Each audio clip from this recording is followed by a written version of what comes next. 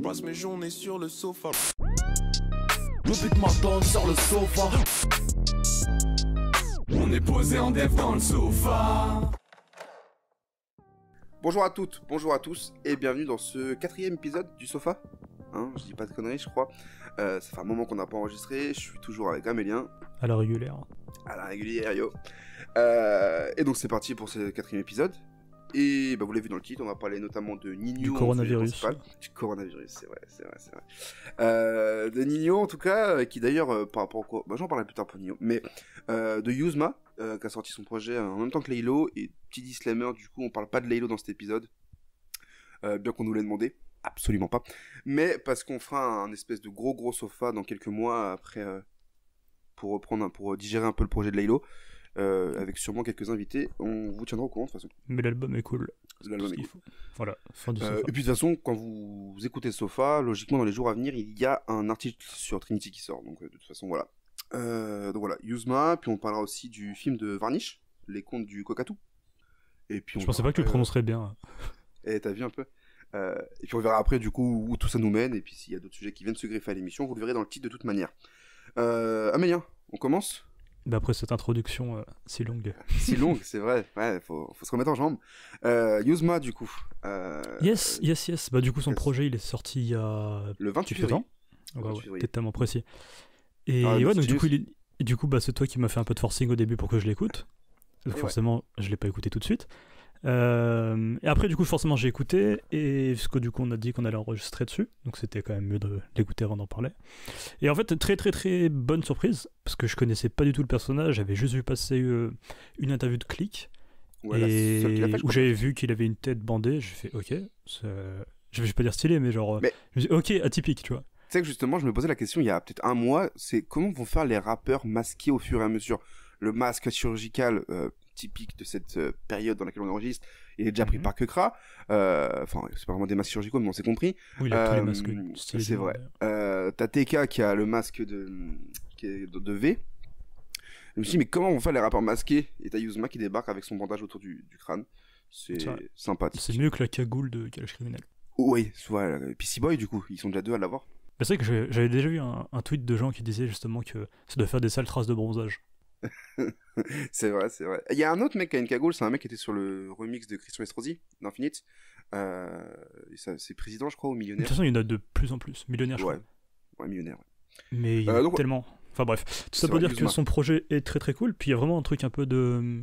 Tu sais que tu me l'avais vendu en mode, toi qui aimes un peu le rap triste et tout, ça risque de te plaire. Et en fait, il y a vraiment, même si c'était un peu forcé quand j'ai lu le message, j'ai fait ok, bizarre, mais il y avait vraiment ce truc-là en tout cas de... Nous parlons donc pas de mélancolie. Dépressif ici. C'est pas le principe de cette émission. Non, mais genre, il y avait tout un truc un peu, tu sais, un peu mélancolique, un peu triste dans tout au long de l'album. Et là, il y a même un truc que j'ai remarqué aussi dans l'album, c'est qu'il y a énormément un long... Enfin, ce qu'on retrouve sur plusieurs morceaux, c'est un peu ce truc d'entourage. En mode, mon entourage va me juger, je déçois mon père. Enfin, en fait, la famille, genre, elle est ultra importante dans son... Mais pas forcément la famille en mode QLF, mais genre la manière dont sa famille le perçoit. Je trouvais que c'était ultra récurrent dans l'album, et je trouvais ça intéressant, en vrai. Non, je suis assez d'accord avec toi. Et puis au-delà de ça, c'est... je sais pas comment vous qui écoutez, vous allez pouvoir prendre cette comparaison. Mais Amélie tu m'avais demandé justement quand tu m'as dit c'est quel genre, enfin est-ce qu'on peut assimiler ça à quelqu'un, je t'avais dit éventuellement on pourrait rapprocher ça un peu de Columbine. Pas forcément dans les thématiques ou quoi, mais musicalement dans cette prise de liberté complète en fait. C'est un projet qui est autant rap que pas rap. Ouais, mais là tu donnes envie à personne d'aller l'écouter, alors que... Je sais pas, moi j'ai beaucoup aimé à du bientôt, donc voilà, au bout d'un moment... mais c'est mieux que Columbine, je préfère du coup le projet Yuzma à du bientôt. Mais c'est dans ce truc il explore plein de mélodies. Il a pas d'accent du sud, malgré qu'il vient de Perpignan d'ailleurs. Il vient de Perpignan, mais je ne le savais pas. Mais il a pas d'accent, Si ça peut comme Garou n'a pas d'accent quand il chante. Mais en tout cas, merci. Mais en tout cas, voilà, le truc c'est que c'est ça, dans cette liberté prise au niveau des musicalités qu'il peut aborder, que je trouve super agréable. Il arrive sur un morceau trap qui s'appelle du coup Chronique 6. On l'attend pas sur ça en fait. Quand on écoute tout le projet, on l'attend pas sur un morceau aussi énervé, aussi hardcore en fait, enfin, en termes de sonorité en tout cas. T'as les morceaux Vagabond et Jet Li. Petite déception pour ma part parce qu'ils se suivent les deux. Vagabond qui est en 6ème position, Jet Li qui est en 7ème, qui arrive après des morceaux très mélancoliques, très doux, très tout ça. et les deux qui sont très punchy, en fait, ils se suivent, et ça aurait été bien de les espacer un peu, c'est mon avis. Mais voilà, il arrive quand même à surprendre. Tu précises, c'est mon avis. C'est mon avis, on sait jamais. Bah, il y a quelques mois, quand L'Homme Pâle avait sorti Janine, j'avais dit que j'étais contre. Il y a quelques mois, Janine. Ah oui, Janine, oui, non, c'est oui, non, oui. Quand il avait sorti Janine, j'avais dit que j'aimais pas l'ordre des morceaux. Tu m'avais dit, bah voilà, permets-toi de juger ce que les artistes font. Mais non, mais je trouvais ça trop marrant, la manière. Non, pour remettre un peu les points sur les i, entre guillemets. Non, c'était parce que la manière dont tu disais, moi, j'aurais pas fait ça comme ça, qui m'avait fait beaucoup rire. Ouais, je me permets de donner un avis sur les albums que. Bref. Je trouve ça drôle. Mais moi, il y a un truc qui m'a un peu dérangé par contre sur l'album, c'est que autant je trouve super pertinent, tu vois, c'est des morceaux comme Le Chemin et tout, où il y a vraiment un truc de genre de mélancolie sur des prods assez calmes. Mais par contre, quand il amène du piano et qu'il fait genre du triste sur du triste, je trouve que ça tombe un peu à plat.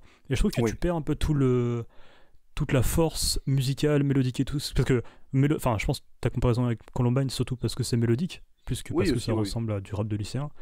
Mais c'est tes propos, j'ai jamais dit ça. C'est mes mots, j'assume. Non, mais genre, il y a vraiment un truc ultra mélodique qui est ultra intéressant quand tu l'écoutes. De fou, ouais.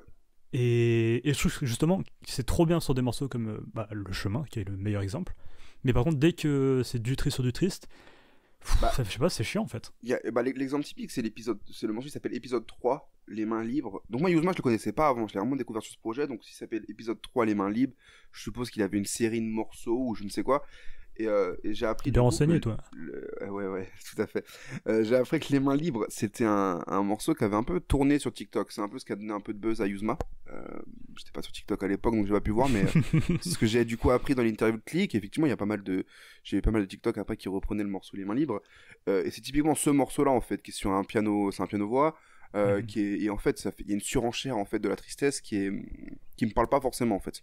Ouais, ça tombe un peu à plat, alors que vraiment il est vraiment fort sur des morceaux vraiment où il est un peu mélancolique, mais la prod est un peu sympa. Ouais. Sympa dans le sens un peu positif et tout va bien. Et dès que moi il y a je crois que c'est le milieu de l'album. Je sais pas, genre vraiment tout le début, j'ai beaucoup accroché. Et après, je crois que c'est le dernier morceau mais vraiment tout le milieu, je me suis un peu emmerdé. Je me suis dit putain, c'est grave dommage parce que tu perds un peu toute la force de ta musique. Mais bon, après, c'est un choix artistique. Hein, mais... Moi, c'est les 4 derniers morceaux que j'ai pas compris. Enfin, j'aurais aimé que le projet s'arrête à 12 morceaux. Ça aurait été très bien, parce qu'en plus, le 12e morceau, c'est Le Chemin 66/6. Alors, la prod, elle change, mais j'arrive pas à savoir si c'est un terme technique concret ou si c'est juste... j'arrive pas à comprendre. C'est par rapport à la route 66, mais comme la prod, elle change... Il n'y a aucun rapport, peut-être que si, mais on l'a pas compris, je sais pas. Voilà, c'est sûrement ça. Je me suis dit c'était bien en fait comme conclusion de finir par Le Chemin 66/6 sur une prod différente de Le Chemin qui ouvrait lui aussi le projet. Et je trouve que La Faute, Qui, Ensemble et Jean Amoureux, c'est des morceaux qui sont peut-être, je trouve un peu trop en fait, parce qu'on rentre justement comme tu dis dans cette surenchère où en fait c'est des morceaux qui sont un peu oubliables en fait, sachant que c'est pas les morceaux sur lesquels tu reviens le plus quoi. Ouais, c'est ça. Moi, Le Reine des Enfers, il me tue. London. Wow. Je suis un franchi. London, j'aime beaucoup. Dans son Diablé, qui est sympa. Ouais, j'aime beaucoup les 12 premiers titres. Mais après, j'ai du mal à suivre. Mais en tout cas, je trouve que c'est un. Mais tu vois, genre sur un. En fait. Ouais, mais justement, genre avec un petit peu moins de morceaux, j'ai retrouvé tellement plus percutant. Je recommence tellement plus percutant. Ah oui, tout à fait. Ouais, je te rejoins. Je te rejoins. J'avais aussi noté qu'on est du coup souvent sur une frontière un peu rap-pop, notamment sur le morceau Miroir des Limbes, qui est un morceau peut-être un peu plus difficile à déterminer en fait. C'est pas un problème en soi, il est super bon, mais c'est sur ce genre de morceau qu'on peut perdre et qu'un public rap plus conventionnel. C'est là que je disparais. Ouais, voilà, c'est sur ce genre de morceau où je pense que le public rap peut s'y perdre un peu. Mais voilà, comme j'ai dit, il sait aussi surprendre.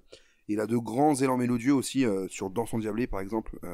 J'ai pas écouté le morceau récemment, mais je me souviens qu'il a des grands passages, des trucs où il part assez loin dans les mélodies.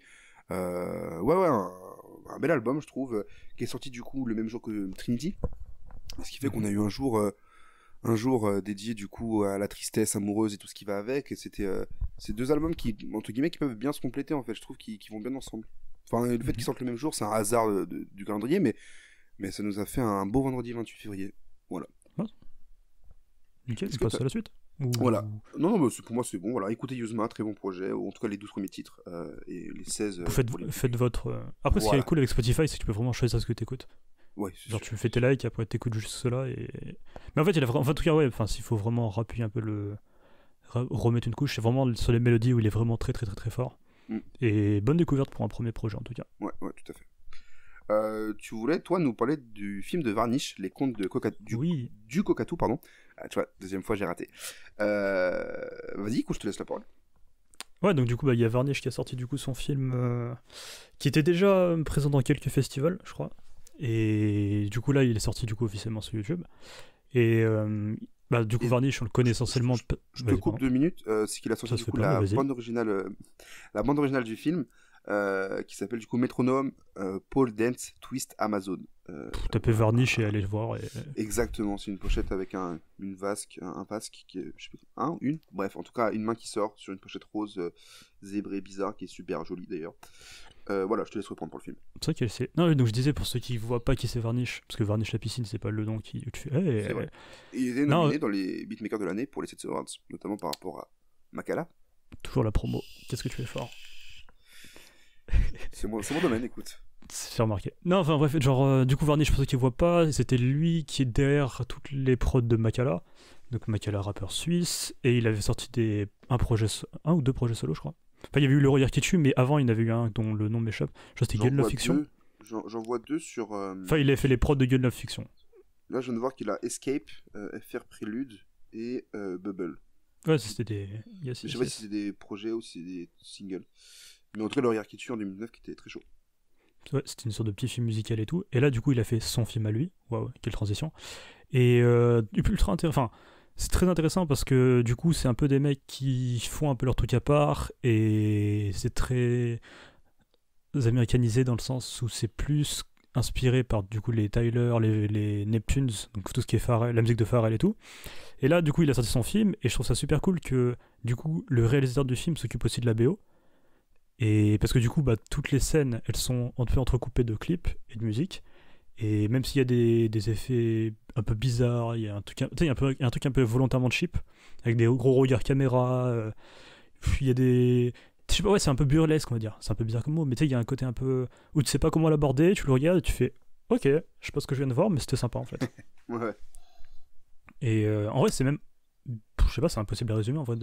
Si toi, tu devais faire un résumé du film que t'as vu, tu dirais quoi? Moi je dirais que je me suis perdu dans le film. Je l'ai aimé, mais ouais, le truc burlesque dont tu parles, c'est ça en fait, c'est que le film il va vraiment dans tous les sens, et si t'es pas concentré, tu peux t'y perdre. Quand tu regardes, en fait, et d'ailleurs c'est même dit clairement que c'est 4 histoires qui n'ont rien à voir entre elles et tout, mais qui sont exceptionnelles pour les protagonistes. Je vends très mal le film, hein, mais il est bon, hein, il est super intéressant si on arrive à accrocher au délire de Varnish. Perso, musicalement, je suis à fond dans le délire de Varnish. Là, pour le coup, dans le film, peut-être un peu moins. J'ai mis du temps avant de rentrer dedans. J'ai eu une vraie période de creux au milieu du film. J'ai pas compris entre le début avec Makala et tout ça, et puis la fin avec les 3 Kumé. Même si, comme il le dit, voilà, c'est des histoires qui n'ont rien à voir entre elles. Ça manquait peut-être de transition. Au final, la petite prémisse du début, tu l'oublies en fait. Oui, c'est ça. Et du coup, ton cerveau, il essaie de faire des liens et tu fais c'est ça, voilà. Waouh, qui est cette personne? Exactement. Ça manquait peut-être un peu de transition. Pour autant, voilà, j'ai bien aimé la première partie, la dernière partie, et au milieu, ouais, je me suis peut-être un peu perdu. Mais le film est super intéressant et il rentre dans le délire à fond. C'est souvent cheap par moment, mais volontairement. Moi, il y a une scène où, sans trop spoiler, il y a des flammes. Il meurt. Il y a des flammes. Et les flammes, en fait, c'est pas du vrai feu, c'est des spots, en fait, des espèces de, je sais pas comment expliquer. C'est pas des vraies flammes en fait, donc du coup ça fait très cheap, mais c'est totalement assumé, ça rend super bien et ça rentre dans le délire du film. Ouais, t'as plein d'effets spéciaux ultra cheap. Ouais, c'est exactement ça. Il y a un truc un peu genre fan de Tarantino bizarre, c'est qu'il, enfin, tu sais, il y a tout un truc un peu. En fait, tu vois les films auxquels il fait un peu, enfin, pas référence, mais qui l'ont influencé. Et en même temps, il le fait à sa sauce et ça fait un résultat un peu ultra original. Même si des fois il y a des moments genre cinématographiquement où c'est un peu prévisible, tu sais, genre là, tu sais, il y a une scène où d'ailleurs la musique est super cool, mais tu sais, il revient du coup dans un bâtiment, il revoit sa meuf, et en fait toute la scène sans spoiler, tu la vois arriver de très loin, même les mouvements de caméra, enfin, tu sais, c'est cadré de telle manière à ce que tu vois ce qui va se passer, donc c'est pas un très grand film pour s'il faut vraiment juger, tu vois, mais c'est super cool à regarder, enfin franchement avec des potes et à boire ça peut être super sympa en vrai. Totalement. Et les musiques, elles sont incroyables. La musique Cortez, là, Putain, c'est un banger. Je la visualise pas. Et c'est celle avec Slimka que j'aime beaucoup. C'est Short Vision. Ouais, j'aime beaucoup. Mais même la BO, tu peux l'écouter comme ça, elle est trop bien. Oui, enfin, c'est mieux de totalement. regarder le film pour être dans le. Parce que tu sais, en plus, genre, il y a tout un truc avec les claviers qui sont très arrondis, aériens, groovy, pour mettre des mots bizarres. Mais et ça, je sais pas, genre, j'aime trop l'ambiance un peu post-Neptunes. Je sais pas, j'aime trop, c'est trop cool. Non, c'est très vaporeux aussi, c'est très... Ouais, il y a un truc... ouais, que Bah, j'aime. ceux qui ont aimé de toute façon l'album de Makala et Le Regard qui tue, Ah ouais, et s'il y a des êtres humains qui ont écouté Gun Love Fiction, parce que je pense pas que... Enfin, moi je l'avais écouté, mais genre, c'est pas l'album le plus connu Mhm. du duo, quoi. Et là, vraiment, il fait son truc à lui, et même s'il y a Makala dans le film et tout, genre, ça reste le film de Varnish, et tu sens que personne l'a bridé sur ses idées. Ouais. Et ça, c'est cool. Ah, c'est ça, c'est même ce que je me suis dit, je fais putain, il a vraiment été au fond du délire et tout, sans concession. Moi, il y a un moment où, je sais pas si c'est une ref ou si c'est juste moi qui fais des liens qui n'ont pas lieu d'être, mais Est-ce que tu vas parler de Lafouine? non, pas cette fois. J'allais parler du Roi Enoch. Ok. Il y a une scène où Varnish prononce des « hein » comme ça, et ça me faisait beaucoup penser au roi. Je sais pas si c'est une ref. Bah, je sais pas, parce que là, c'était vraiment très mal fait, mais... Bah, t'as compris le 1 du le Ah ouais, non, mais j'ai 1, capté, tu sais, j'ai tu capté. vois. Et Après, est-ce que vraiment, c'était une référence volontaire, c'est ça que je sais pas, ouais, en fait, mais sur une scène de 2-3 minutes, il le prononce toutes les deux phrases, quoi. Ok. C'est vraiment une vraie ponctuation, et c'était là en mode, ah putain, c'est sympa. Mais après, je sais pas si c'est une vraie ref évidente, ou si c'est juste mon cerveau qui a freeze. Mais en tout cas, voilà, le film est cool. Le budget costume aussi est très sympa. Le budget costume, ouais, moi, c'est les masques qui m'ont fait rire. Mais c'est bien Les parce que c'est casques. ultra original et ça ressemble à pas Oui. grand chose qui existe déjà, tu vois. Parce que, tu sais, en parlant de film, il y a eu. C'était Lompal qui avait sorti son film là il y a un petit peu avant. Je sais pas. Regarde-moi. niveau date, parce que C'est Ouais, c'est Regarde-moi, c'est sorti il y a Ou 3 du coup, semaines il avant, je avait crois. fait un peu son film à lui et. Mais sauf que ça reste un peu conventionnel dans le sens Après, où. après voilà, Varnish, c'est un film, un vrai film. Regarde-moi. Oui, c'est Lompal, un scénarisé, docu. c'est écrit. Ouais. C'est exactement ça. Regarde-moi, c'est plus Les Étoiles Vagabondes de Nekfeu, du coup. Si on doit faire un lien avec les films dans le rap français récemment. Ouais. C'est J'ai plus été Les The Étoiles Carter Vagabondes. de Lil Wayne, mais ouais, c'est ça. Aussi, oui. C'est pour ça que j'ai bien précisé dans le rap français, parce que je savais que t'allais être critique sur ça. Mais ouais, mais oui, il y a Lompal qui a sorti ça aussi. C'est vrai, tu l'as vu, toi? Du coup, tu t'en parles? Ah bah ouais, je pense. quand il est sorti, j'ai vu ça en recommandation, j'ai fait qu'est-ce que c'est? Ah putain, moi je l'ai vu il y a que 3-4 jours. Tu veux qu'on en parle? Ouais, parlons-en, du coup. C'est quoi? Vas-y, parlons-en. Ouais, ok, des transitions. C'est incroyable, on est vraiment les meilleurs. Non, mais moi j'ai beaucoup de mal avec Lompal déjà pour contextualiser. Moi, sur Janine, il m'a perdu. Putain, ça Au faisait début, longtemps j'étais. que t'avais pas dit cette phrase. Ah ouais? Dans tous les autres sofas, je crois, précédents, où tu l'avais placé au moins une fois quand on parlait de lui. J'ai fait, moi j'ai Sérieux? beaucoup de mal avec Lompal. Bah là, Ça je me vais rappelle. pouvoir bien argumenter du coup. Balance-toi. Enfin, lance-toi plus que balance-toi. Ouais, plutôt. Sur Lompal, du coup, disons que au début, à la sortie de Janine, j'étais pas trop critique. J'avais relativement apprécié le projet. Et au réécoute, non, quoi. C'était un non pour moi. Pour être même tout à fait honnête, ouais, je l'avoue, j'ai pas écouté Amina. Ça m'a pas du tout donné envie. Je trouve que Lompal se perd, ou en tout cas, lui, s'il se trouve, lui, artistiquement, c'est Antoine qui se retrouve artistiquement. Je trouve qu'on perd Lompal, en fait. Comme D6 qui était parti sur Peter Punk. Pour faire autre chose, je pense que Lompal devrait partir sur Antoine, je sais pas c'est quoi son nom de famille, pour faire ouais, c'est ça, voilà, pour faire sa soupe que j'aime pas en fait, et c'est ok, ça plaît à son public, tu vois, mais moi ça me parle plus du tout en fait, et pourtant j'aime bien Lompal, j'aime bien sa carrière, il a sorti de beaux trucs, quoi. Et ce docu, du coup, il m'a totalement réconcilié avec Lompal. J'écouterai pas Janine avec plaisir, j'écouterai pas Amina non plus, mais le docu le rend humainement très appréciable en fait, alors que j'appréciais plus l'artiste. Parce que voilà, on assiste du coup à la création de. Ce que j'aime bien, c'est que surtout c'est que c'est un film qui aurait pu occulter Flip et se concentrer uniquement sur Janine et Amina. Non, c'est vraiment sur Flip qu'il se centre le film, et sur les conséquences de Flip, à savoir du coup Janine, qui est la suite logique de Flip. J'ai bien aimé comment on voit, comment il. Enfin. Ouais, on est proche de lui en fait, on voit même ses troubles, c'est quand des fois il passe pour un connard en studio avec ses potes qui essaient de l'aiguiller, et lui qui est focus sur son idée et qui leur dit bah non en fait vous avez tort, c'est moi qui ai raison et tout. Et c'est super intéressant en fait de voir comment est construit un projet, tu vois, je pense, c'est ça. Et puis plus que vas-y.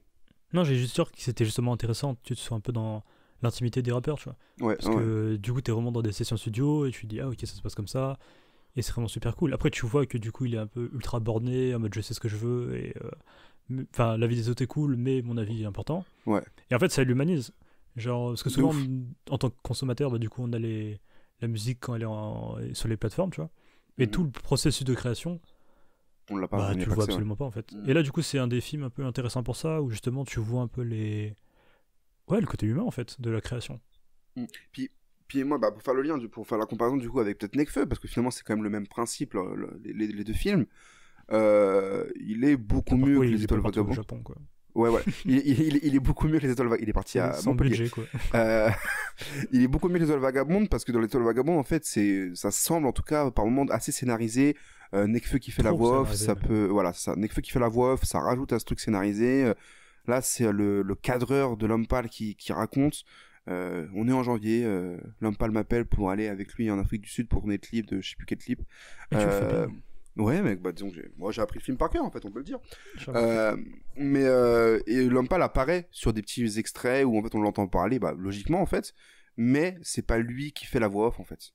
Et ça, c'est une vraie plus-value, je trouve. Oui, le point de vue extérieur, il est super cool. Ça. C'est ça. Même si c'est évident que l'homme pâle était là quand son pote il enregistrait en cabine la voix off, pour autant, ça donne quand même un semblant de vision extérieure très intéressante en fait. Et c'est ça que j'ai beaucoup aimé du coup dans le film en fait. D'autant plus que c'est quand même un des rappeurs qui est devenu ultra important et parce qu'en fait après Flip, il a vraiment eu il est passé de parce qu'avant Flip c'était pas, enfin nous on l'écoutait mais genre en tant qu'auditeur bizarre, tu vois. Mais après Flip, il est vraiment devenu une rockstar, c'est le mot, tu vois. D'ailleurs, une rapstar. Une rapstar. Ils en parlent même dans le docu, c'est qu'ils disent que Flip il a mis 6 mois pour être disque d'or. Janine a mis 10 jours. T'imagines le glow-up Putain, ça... Parce que du coup, en fait, c'est même plein de problématiques que tu vois pas forcément, tu sais, ce rapport au succès. Parce que tu l'entends quand eux, ils en parlent en musique, mais ça reste filtré. Alors que là, tu vois quand... Je sais pas, rien que de voir un rappeur qui se lève pour écrire des mélos, je fais, ah ouais, ok. Enfin, tu vois, c'est con, mais il y a plein de petits détails comme ça qui sont super cool à voir. Et c'est intéressant de ouf, en fait. Et puis ça montre aussi le côté énorme charbonneur qu'il y a chez l'homme pâle, en fait, où... En exagérant, j'ai moins envie de critiquer Janine maintenant, parce qu'en fait, je vois qu'il a... Enfin, même si je trouve toujours que c'est claqué, mais on voit qu'il a charbonné de ouf dessus, tu vois, genre... même... et que... Enfin, il y a même le truc où il a fait un partenariat avec Nike et Combini, je crois. Ouais, c'est là quand ils faisaient le Flip Skate le Flip Skate Tour, et que du coup, c'était chaque jour un concert sauvage dans un skatepark, enfin, pas forcément dans un skatepark, mais aussi un passage dans un skatepark, et que du coup, c'est ça chaque jour, en fait, le Tour de France comme ça, et que c'est juste humainement ultra compliqué à assumer en fait, chaque jour faire des figures de skate, se mettre à Péra devant des gens, puis après reprendre le van et repartir dans une autre ville et tout, enfin... Et se boire tous les soirs. Ouais, aussi il y avait ça, je l'ai un peu mis de côté, mais il y a aussi ça en fait, c'est un rythme de vie effréné qu'il a tenu sur je sais pas combien de temps, je sais plus combien de temps, mais qu'en tout cas c'est dur à tenir, et ça montre aussi ses ambitions, sa détermination, le côté énorme charbonneur en fait, quoi. Moi, ce qui m'a aussi marqué, ouais, c'est ça. Ce qui m'a aussi marqué, moi, c'est le côté. Enfin, en fait, pareil, tu sais, quand tu disais qu'il a pas occulté Flip, c'est qu'il a même pas occulté ce qu'il y avait avant, tu vois. Je me souviens que, genre, le clip Les Battements, bah, moi, je l'avais vu en, je sais pas, 2014, et je m'étais pas dit, putain, c'est marrant, ils ont fait un clip avec pas grand chose, et c'est stylé, tu vois. Genre, j'avais regardé, je l'avais consommé comme un clip normal, parce qu'à cette époque-là, je devais avoir 17-18 ans, et je m'étais dit, putain, c'est cool, mais je m'étais juste dit, putain, le morceau est cool, et le clip est cool, tu vois. Mais sans plus. Et quand tu vois qu'en fait c'est des mecs qui... En fait quand tu le revois aujourd'hui, parce que du coup il y a tout un petit discours autour du fait que bah, ils avaient pas grand chose pour le faire, mais ils savaient que ça allait marcher donc ils le faisaient quand même, et quand tu revois les plans du clip, en fait tu fais ah ouais ok, en fait ils l'ont vraiment fait avec rien, en fait c'est que des bonnes idées, et tu sais il y a un côté un peu inspirant où tu te dis putain mais ils ont vraiment fait des trucs trop cool avec peu de budget et plein d'idées. Et après c'est un peu toute la mentalité qui va gouverner leur musique, et c'est pour ça aussi qu'il y a encore ce côté un peu teubé, je sais ce que je veux, je sais ce que j'ai envie, je sais ce dont j'ai envie plutôt, et c'est trop cool en fait à voir, c'est un peu inspirant, et tu te dis bah ouais bah moi aussi il faut que je me bouge quoi. Et puis ils en parlent même très bien, c'est qu'au bout d'un moment ils donnent du coup l'exemple sur que pour le Flip Skate Tour ils avaient un van sur Janine, ils avaient un tourbus. Même je crois que même que l'autobus il arrivait pour Flip à la fin, non, je sais pas, enfin je sais plus en termes de chronologie, mais ce truc de ouais, ok, il y a un palier de passé en fait, réellement concrètement un tourbus à 2 étages, ils vont faire des zéniths full, enfin ce truc de ok, ils ont passé un vrai cap et ils en parlent concrètement en fait. C'est Carrément, moi je sais qu'après le film, je suis allé revoir du coup des vieux clips. Ouais. Et tu vois en fait la débrouille, tu vois. Moi j'ai jamais été trop dans les clips de L'Homme Pâle pour le coup, donc je peux pas trop joindre sur ça. Il y a juste le clip de Ego que j'ai beaucoup aimé, je crois que c'est Ego hein, où il a les masques. C'est exactement celui-là. Ouais, c'est celui-là. Alors ouais, moi cette époque-là, c'est celui, ça, époque 2013 à fin de Flip, c'est là où j'ai le plus consommé sa musique, parce que je trouve ça trop cool. Et après, bah j'ai un peu lâché. Mais tu vois, étrangement, moi les clips de L'Homme Pâle, ça m'a jamais attiré. Genre, j'ai toujours considéré sa musique comme, enfin, genre, j'ai beaucoup consommé sa musique dans les casques, dans les transports. Pour autant derrière, ouais, j'ai jamais fait le pas d'aller consommer les clips. Il y a même des clips du coup dans le docu, des extraits de clips que je découvrais du coup pendant le docu en fait que j'avais jamais vu avant. Ou est-ce que ça me donne envie d'aller les voir, je sais pas, mais en tout cas ouais, ça montre cette mentalité de charbon quoi, charbon à fond, et on fait avec ce qu'on a, on fait avec ce qu'on peut, c'est tellement hip hop. Mais au final c'est vrai, genre l'air de rien c'est ça, tu vois. Non, il a rien, si t'es en train de dire que L'Homme Pâle c'est le mec le plus hip hop que t'as en tête là tout de suite, il a une street cred de bâtard, tu l'as pensé. C'est étroitement lié au hip hop, aux valeurs hip hop évidemment. C'est l'esprit hip hop en une personne. C'est l'esprit. Ah bah il personnifie tout ça. En esprit. Mais voilà. Non, sinon, ouais, en tout cas, c'était bien sympa à regarder. Et... Bon divertissement. Ouais. C'est cool que les. Enfin, c'est cool comme idée de montrer un peu les dessous, un peu de. Notamment pour les collaborations aussi, qui sont super cool, de voir comment tu bosses avec un tel ou un tel. Donc maintenant, je veux juste un film sur Alpha One et après, ce sera bien. Alpha One était déjà quand même pas mal présent dans Little Vagabond. Hein. Pas assez. Pas assez. Sur ce, on a parlé d'un kicker, Alpha One, on va passer à un autre. Nino, le ROF de 2008. Tu devrais travailler en radio. Ouais. T'as vu ça un peu ouais, le ROF de 2008, c'est Midi Minuit, je crois qu'on fait un article sur ça. Le ROF de 2008 Ouais, Nino. Ouais, c'est ça, c'est ça. C'est Midi Minuit. J'ai pas lu l'article, mais ok. Meilleure pub. Allez voir, hein. Ils ont demandé l'avis à pas mal de monde, donc il est sûrement intéressant l'article. Genono, la Squall aussi, je crois. Yerim aussi. Ouais, mais il y a Squall de Rivers sinon. Oui, je l'ai pas dit. Okay. Ouais, mais du coup, ça fait Yerim, Genono, enfin, il y a du moment qui a donné son avis, donc c'est cool. Allez voir. Sur ce, Nino, qui a sorti Emile S3, qui a sorti. Un peu bourbier sa sortie à lui aussi. Hein. Bah, il y a eu des leaks et du coup, il a sorti un peu en catastrophe le samedi. Il en a pas besoin, c'est vraiment Nino, quoi. Ce que je voulais dire tout à l'heure en introduction du sofa, c'est que Nino, ça y est, là, il lance, du coup, enfin, il y a les ventes de sa tournée qui sont en cours. Il y a déjà un accord Hotel Arena de rempli, je crois. Bah, de tous les cas, ça va être annulé ou reporté, je pense. Ah, mais c'est ça que je me suis dit, c'est que c'est le 20 septembre, donc vas-y, en fait, il a raison, genre, il peut lancer maintenant. Plus confiné d'ici là. On sera peut-être tous morts d'ici là. Aussi, mais. Nino, ce sera le seul humain vivant. Et qu'on fasse on est encore confiné. Nino sera le seul humain vivant, il fera son concert tout seul devant une salle vide. De 30 personnes. C'est les techniciens. Mais le truc, c'est que du coup, ouais, il a du coup un accord Hotel Arena de rempli pour le 20 septembre. Du coup, pour le 21, je pense, il y a une autre date d'annoncer. Donc c'est cool, parce que l'accord Hotel Arena, c'est une sacrée salle. Donc, en même temps, Nino, c'est un sacré performeur. C'est ça, les gens sont. On va en parler maintenant. Il y a eu pas mal de gens qui ont débattu sur le net, sur le web. Sur la toile. Sur la toile, sur les chiffres, de Nino sur L'être et une femme. Morceau claqué, qui a détrôné ODD de PNL de je sais plus combien, mais enfin, comment dire. Il lui a pas mis une claque de 50 milliards de ventes non plus, quoi. Mais lui est passé devant. En nombre d'écoutes, il est passé devant. En nombre d'écoutes, il est passé devant, exactement. Et voilà, les gens étaient choqués de ça, mais bon, moi je trouve que les gens ils sont cons d'être choqués de ça, enfin c'est assez logique en fait. Non, enfin. T'as vraiment une nouvelle ligne éditoriale depuis qu'on a repris les sofas. Oh, putain, j'avoue, c'est toi qui es un peu plus virulent sur les sofas. Moi je suis fan, hein, moi j'aime trop.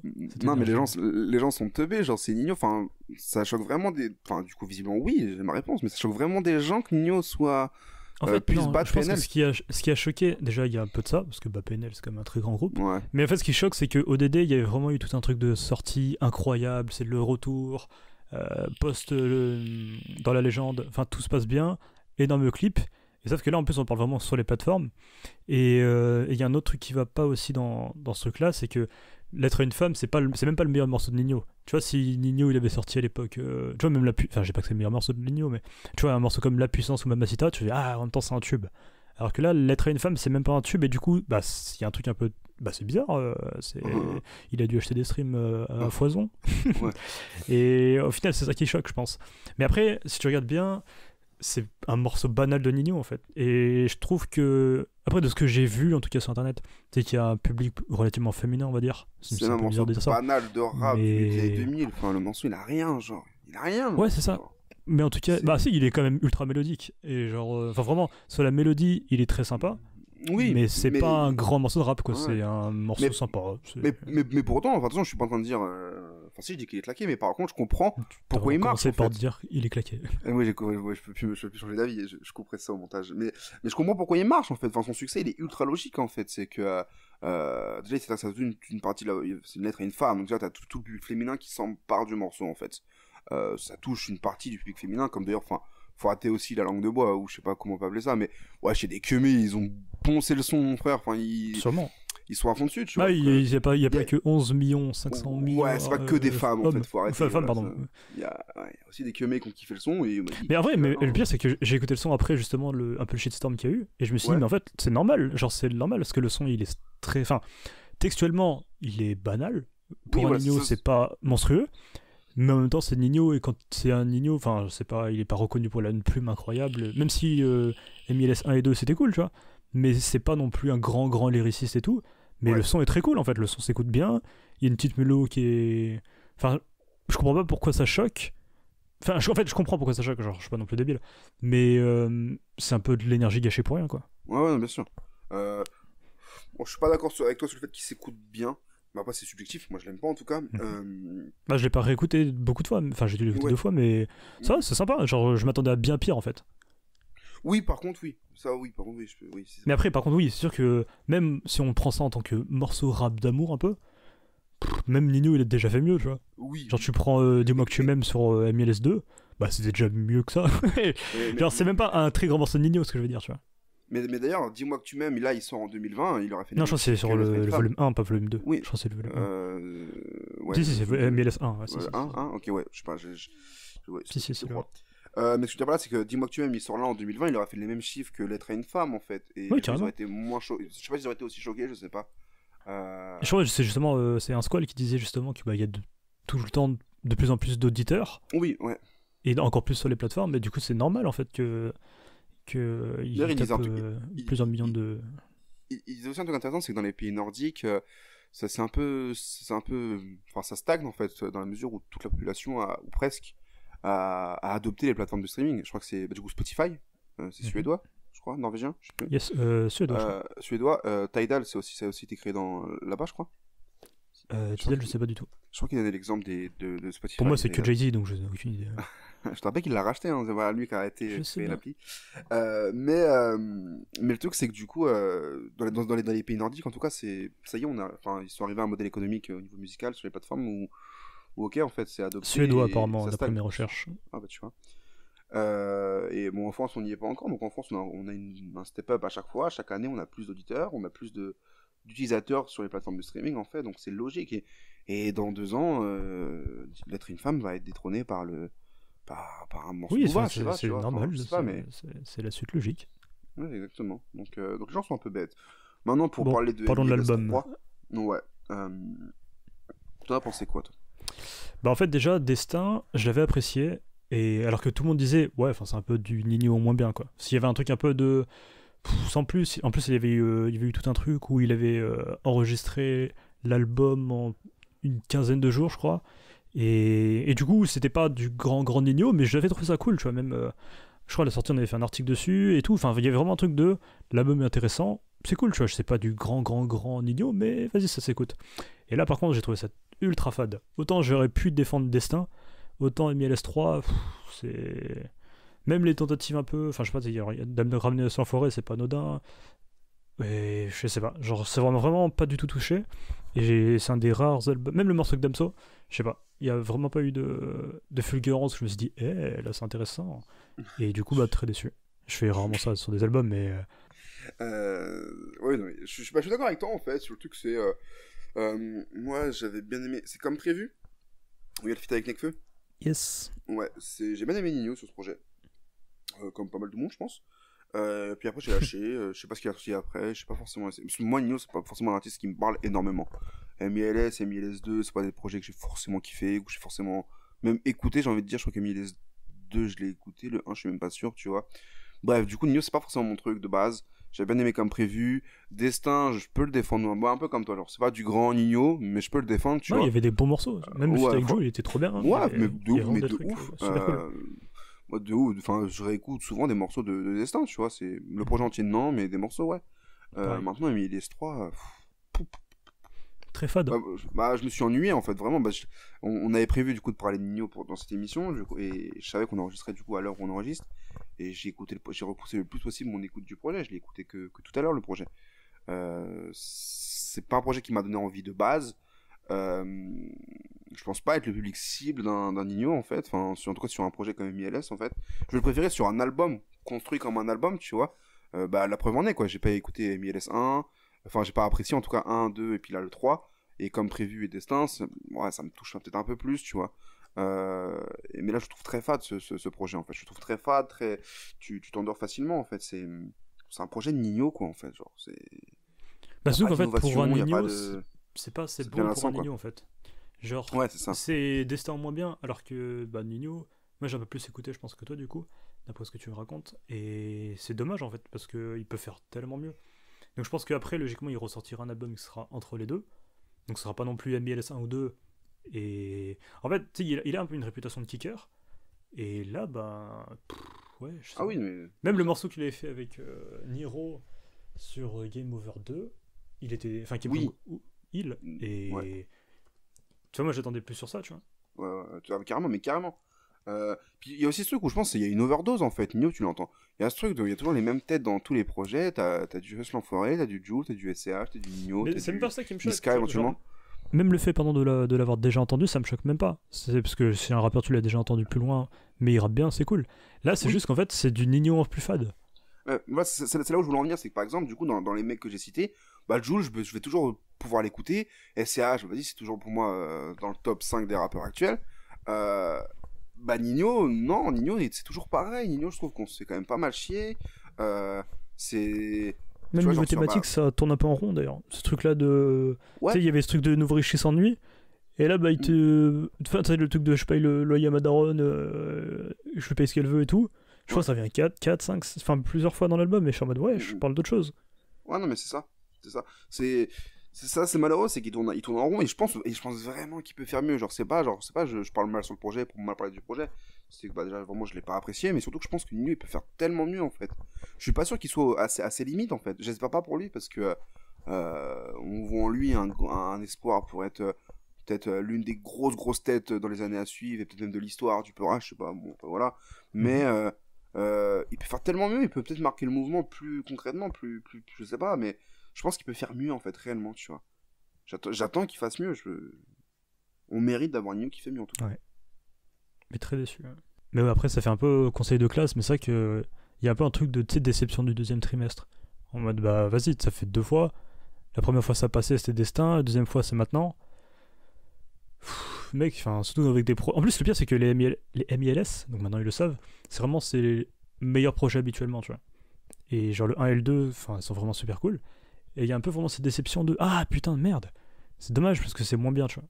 C'est un peu comme faut faire encore une analogie nulle parce que j'en ai pas fait dans cet épisode. C'est un peu comme si putain, j'en ai pas. Ouais, c'est comme si en gros on t'attendait quelqu'un pour un opéra, tu sais que ces opéras sont bons mais qu'en pièce de théâtre il est nul. Et là il sort en opéra et son opéra il est nul. Et tu fais mec, je t'attends sur ça parce que tes pièces de théâtre, je dis rien parce que ça passe, mais là c'est vraiment moyen quoi. Et ça fait longtemps que j'ai pas fait d'analogie moyenne comme ça. Non mais... Mais c'est illustré toujours. Hein. Non mais j'ai rien à rajouter de plus, en vérité je suis totalement d'accord avec toi. Mais voilà, j'ai quand même espoir qu'il fasse mieux plus tard. Je compte sur lui, j'espère qu'il le fera. Et voilà. Parce qu'en plus le pire c'est qu'il est même pas en mode j'ai besoin d'argent, je suis dans la merde et... Ah oui. Mais c'est vraiment, dans le sens où il a une liberté artistique, il fait ce qu'il veut, tu vois. Genre il est pas non plus en mode faut que je fasse un truc bien sinon je suis dans la merde. Parce qu'il peut faire ce qu'il veut en fait. S'il veut faire un album de samba, ce serait bizarre de ouf, mais il pourrait le faire. Après, Nino, je crois comprendre que c'est un bousier de Peura. Il aime Oui, il ça. parle de Tupac tous les 10 secondes. Donc, il y a ce truc dont on peut avoir peur d'un Kemé, en fait, qui s'isole dans un délire qui fonctionne, qui est pas forcément bon, mais qui fonctionne, et qui plaît à une frange du public, tu vois. Dans le sens Sauf où il Nino... va viser qu'un public pop, tu veux dire? Ouais, c'est ça. Pas forcément pop, mais qu'en tout cas, un public qui l'apprécie, peut-être des jeunes qui sont peut-être moins regardants aussi, ou je sais pas, tu vois. Maintenant, Nino, c'est quand même un amoureux de cette musique. Donc j'ai l'espoir qu'ils prennent compte des critiques, en fait. Est-ce que tu veux dire que c'est un amoureux de cette culture? De cette culture, effectivement, évidemment, c'est Gang que tu connais déjà. Non, mais voilà. Puis je me rappelle aussi dans la Sauce Awards de 2018. Où il disait qu'il n'avait pas de classique. Il disait qu'il n'avait pas de classique, et je pense qu'il va finir par être à la recherche de son classique. Ce Destin, je pense que voilà. Bah là, il y a 0 classique. Il sait que Destin, c'est pas son classique. Non, je veux dire, le projet qu'a suivi, c'était Destin. Il sait que Destin, c'est pas son classique. Je pense qu'il a conscience que MLS, ce sera pas son classique, enfin le 3 en tout cas, les autres. Je pense qu'il est quand même à la recherche de son classique, tu vois. Donc moi, parce que là, pour moi, il est juste en mode je fais tout ce qui me vient, tout ce qui me passe par la tête. Il est en pilotage automatique, sauf que. Ouais, c'est totalement ça. Déconne, en fait. C'est totalement ça. Donc il se prend des montagnes, qui répare le bolide, et puis pour nous proposer du coup un meilleur projet, un projet plus à la hauteur de ses capacités et de son talent. Exactement. On passe au coup de cœur. Exactement. Moi, Nino, j'ai pas forcément grand chose de plus à rajouter, donc. Je pense qu'on a vraiment fait le tour. Ouais, donc vas-y, on part sur les recommandations. Quel est ton coup de cœur cette semaine? Mon coup de cœur cette semaine, waouh, c'est tellement radiophonique encore une fois. Exactement. Non, moi du coup, ouais, c'est un album du coup de rap US qui est sorti du coup, je suis trop nul en date, mais il est vraiment sorti il y a pas longtemps, peut-être pas il y a 2 semaines. 2 semaines, je crois. La semaine dernière. Parce que c'était le 13. Ok. C'était le 13. Et en gros, c'est un album donc de Jay Electronica, qui avait notamment signé chez Roc Nation, donc label de Jay-Z, mais pas que. Parce que du coup, c'est quand même un rappeur important, parce qu'il avait notamment. Enfin, il y a peut-être des gens qui voient qui c'est, parce qu'il avait sorti le Exhibit C il y a une dizaine d'années, et c'était un peu fait discret. Enfin, il a fait ces trucs un peu où il était un peu partout, derrière des productions un peu importantes. Je sais qu'il avait pas mal. Enfin, il y avait Mac Miller, Chance the Rapper, où il avait posé un peu, mais il était un peu derrière, tu vois, un peu en retrait, mais beaucoup trop fort.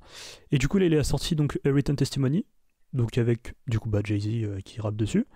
Et c'est vraiment un album formidable, donc A Written Testimony, qui commence d'ailleurs sur un discours de Farrakhan, donc c'était un représentant de Nation of Islam. Et enfin, il y avait vraiment tout un angle, tu vois, tu avais tout l'album de Kanye qui était autour de Jésus, et là t'as le personnage numéro 2 qui entre en scène, et c'est vraiment Jay Electronica avec du coup l'islam, et ça fait contrebalancer. Et s'il fallait comparer les deux, je dirais que je préfère A Written Testimony. Et non, vraiment, il est trop bien, les prods sont incroyables, il y a des couplets de Jay-Z qui tuent sa mère, et écoutez cet album parce qu'il est vraiment, vraiment, vraiment, vraiment bien. Écoutez-le, voilà. Ok, super. Bah, écoute, j'écouterai ça avec plaisir. De toute façon, tu me forces à écouter Jay-Z à chaque fois, donc il va falloir que je le fasse. Il faut que tout le monde écoute Jay-Z. En plus, maintenant, sa discographie est arrivée sur Spotify, donc il y a vraiment plus d'excuses. Enfin, sur toutes les plateformes d'ailleurs. Avant, il y avait ce truc-là de oui, on peut pas écouter Jay-Z, il met que sur Tidal, je sais pas quoi, faut le télécharger sur des sites brossons. Maintenant, c'est partout. Écoutez Jay-Z, c'est trop bien. On a récupéré la disco de Jay-Z, mais on a perdu celle de Nesbill, donc autant dire que je suis profondément meurtri. Ah, c'est un mal pour un bien. Je sais pas. C'est un mal si profond que le bien il rattrape rien là. Mais bon, ok. Vas-y, toi, c'est quoi ta petite recommandation Enfin, petite, tu sais comme j'ai méprisé ta petite recommandation. C'est la pauvre. Allez, vas-y, parle. C'est quoi ta petite reco? Cette recommandation, c'est Vicky R. Vicky R, rappeuse du nord de la France, il me semble. Qui était présente sur la relève 2 de 10h. Ouais, je suis bien renseigné, ouais. Qui était présente sur la relève 2 de 10h, et que moi j'avais découvert, qu'on avait découvert même d'ailleurs, je sais pas si tu te rappelles, mais il y a presque 2 ans, je crois, j'ai envie de dire, 1 an et demi peut-être, sur un morceau qui s'appelle Orama. Moi c'était Bébé que j'avais. Moi c'était Bébé, avec 2 lettres, B. Qui vient de sortir du coup il y a 5 semaines, il y a quelques semaines en tout cas. Oui, parce que j'écoutais pas avant. Oui, il est sorti vraiment, je l'ai écouté début février quoi. Ouais, c'est ça. Mais du coup, c'était Orama que nous avons envoyé sur Groover. C'est des artistes qui passent par là, n'hésitez pas à regarder, on vous place après en recommandation. Mais voilà, quoi, c'était un morceau qui était très chaud. Le morceau sur la relève, il est très chaud aussi. Quelques vidéos sur Twitter ou quoi que ce soit. Elle a pas assez de soin à mon goût, malheureusement. Faut qu'elle en envoie d'autres. Parce que c'est lui qu'il faut qu'elle travaille, c'est ça? Je ne doute pas de son travail. Je crois comprendre qu'elle a signé il y a pas longtemps. Alors je sais plus où, mais elle a signé il y a pas longtemps. Et puis je crois comprendre qu'il y a un projet qui est plus ou moins en préparation, plus ou moins prêt. Je saurais pas trop en dire plus. Mais en tout cas, voilà. Et il y a le morceau Bébé, du coup. Le morceau Bébé qui est très chaud. Elle rappe bien. Elle rappe vraiment bien. Elle est chaude dans les mélos. C'est très bon en fait. J'aime vraiment son univers. J'aime vraiment sa voix. Ça match super bien. Quand elle parle d'un truc plus chanté. Et voilà. J'aime beaucoup. C'est une recommandation. Mais je crois qu'elle est signée chez Believe. Mais espérons qu'il y a un album qui arrive bientôt et que ça déboîte tout, quoi. Même un EP, hein, j'en serais satisfait. Oui, album, c'est un grand mot, mais oui, un projet, quoi. Un G-Pro. Un G-Pro. J'ai mis ma casquette à l'envers, PaulDer. Une galette. Mais... mais le truc, c'est que voilà, du coup, voilà, Vicky R. Voilà, Vicky comme Vicky, puis R comme R. Waouh. Là, tout le monde voit d'un coup. D'un coup, c'est beaucoup plus limpide en fait. Vicky R. Comme ça se prononce, voilà. Puis on l'a partagé peut-être sur Twitter, donc vous l'avez déjà vu passer. Mais voilà, Vicky R. Donc voilà, très bon artiste en devenir. Voilà. Bah nickel, c'était un petit épisode sympa. Petit épisode sympa, plus court pour le retour, mais logiquement, si je m'avance pas trop, techniquement cette semaine, il y aurait d'autres choses qui devraient arriver, donc voilà. On verra bien. Hein. Sur ce, on va retourner à notre confinement. Yes. Voilà. Puis on revient très très très rapidement sur les plateformes et puis ailleurs. Abonnez-vous, n'hésitez pas à nous suivre et puis je vous dis à bientôt. Tchuss.